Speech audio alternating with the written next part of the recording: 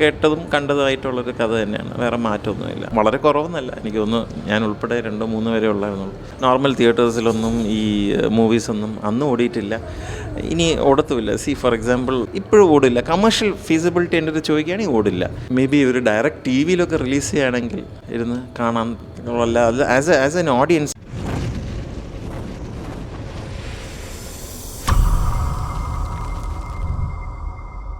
വളരെ low budget ഒരു movie തന്നെയാണ്. എടുത്തേക്കുന്നതിൽ കുഴപ്പമൊന്നുമില്ല, കണ്ടുകൊണ്ടിരിക്കാം. Basically you don't expect too many people to come and watch this movie. പക്ഷെ ഒരു ഇത് മാത്രമേ തോന്നിയുള്ളൂ, ഷൈൻ ടോം ചാക്കോയുടെ ചില മൂവീസിലൊക്കെ നമ്മൾ നല്ല പെർഫോമൻസ് എക്സ്പീരിയൻസ് ചെയ്യാൻ വേണ്ടി തന്നെ പോകുന്നത്. പക്ഷേ ഇതിൽ ഇച്ചിരി ഒരു ഡയലോഗ് ഡെലിവറിയിലും body language, is a police, ഒരു കോപ്പിൻ്റെ റോള് ചെയ്യാണ്.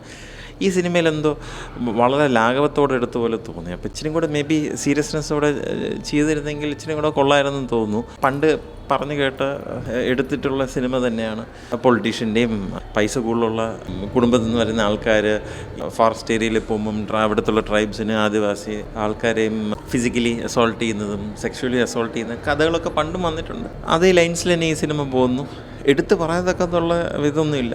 എന്നാലും നേരത്തെ പറഞ്ഞ പോലെ അങ്ങനെ മോശപ്പെട്ടുള്ള രീതിയിലൊന്നും എടുത്തു വെച്ചിട്ടില്ല. ലോ ബഡ്ജറ്റ് മൂവി കണ്ടുകൊണ്ടിരിക്കാമെന്ന് ചോദിച്ചാൽ ഡെഫിനറ്റ്ലി കണ്ടുകൊണ്ടിരിക്കാം. ജാഫർ ഇടുക്കി അദ്ദേഹത്തിൻ്റെ ഇതായിരുന്നാലും എനിക്ക് തോന്നുന്നു ആർട്ടിലും കോസ്റ്റ്യൂം മേക്കപ്പിലൊക്കെ ഒരുപാട് ലാഗ് ചെയ്യുന്നു.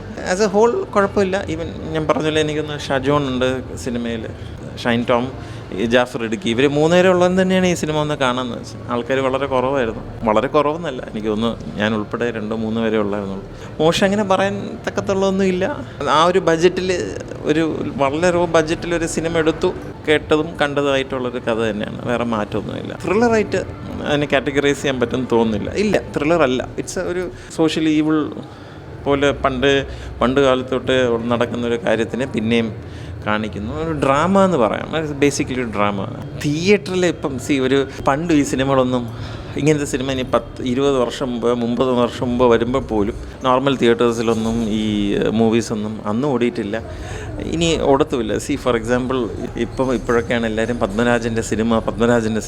അന്ന് പത്മരാജൻ്റെ സിനിമ എനിക്ക് തോന്നുന്നു അദ്ദേഹത്തിൻ്റെ കമേഴ്ഷ്യലി ഹിറ്റായ സിനിമ ഇന്നലെ മാത്രമാണെന്ന് തോന്നുന്നു. ബാക്കിയുള്ള വളരെ നല്ല സിനിമാസൊക്കെ ഇറങ്ങി അന്നൊന്നും കാണും. പിന്നെ അദ്ദേഹത്തിൻ്റെ മൂവീസിൻ്റെ കൾട്ട് ഫോളോയിങ് ഒക്കെ വന്നു.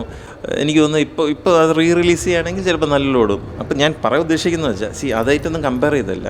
ഇങ്ങനത്തെ മൂവീസ് എടുക്കുമ്പോൾ ഒരിക്കലും 20 വർഷം 30 വർഷം മുമ്പായിരുന്നാലും ഇങ്ങനത്തെ മൂവീസ് ഓടില്ല, ഇപ്പോഴും ഓടില്ല. കമേഴ്ഷ്യൽ ഫീസിബിലിറ്റി എൻ്റെ അടുത്ത് ചോദിക്കുകയാണെങ്കിൽ ഓടില്ല.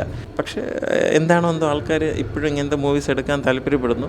എന്നെ പോലെ 2-3 പേര് വന്ന് സിനിമ കാണാനും താല്പര്യപ്പെടുന്നു. ഞാൻ നേരത്തെ പറഞ്ഞ പോലെ തന്നെ സോഷ്യൽ ഈവിൾ എപ്പോഴും ഒരു പവറുള്ള ആൾക്കാർ പവറില്ലാത്ത ആൾക്കാരെ കീഴ്പ്പെടുത്താൻ നോക്കുന്നു. പൊളിറ്റിക്സിൽ കൂടെ അല്ലെങ്കിൽ ഫിസിക്കലി ആകാം. അങ്ങനെ എടുത്തു പറയത്തക്ക ഉള്ള ഒരു മെസ്സേജിങ് ഉണ്ടെന്ന് തോന്നുന്നില്ല.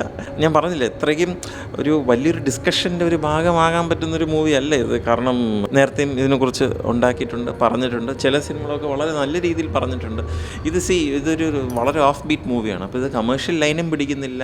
ഇതൊരു എന്താ പറയുക, നമുക്കൊരു വേൾഡ് സിനിമ കാറ്റഗറിയിലും പിടിക്കുന്നില്ല. അതിൻ്റെ ഇടയിൽ കൂടെ സഞ്ചരിക്കാൻ നോക്കി. എന്തുകൊണ്ട് ഞാൻ പറഞ്ഞില്ല, ഡയറക്ടറിന് വിഷൻ ഉണ്ടായി, അദ്ദേഹത്തിന് ഒരു പ്രൊഡ്യൂസർ കിട്ടി, അത് വെച്ചുണ്ടാക്കി, മോശമില്ലാത്ത രീതിയിൽ ചെയ്തു.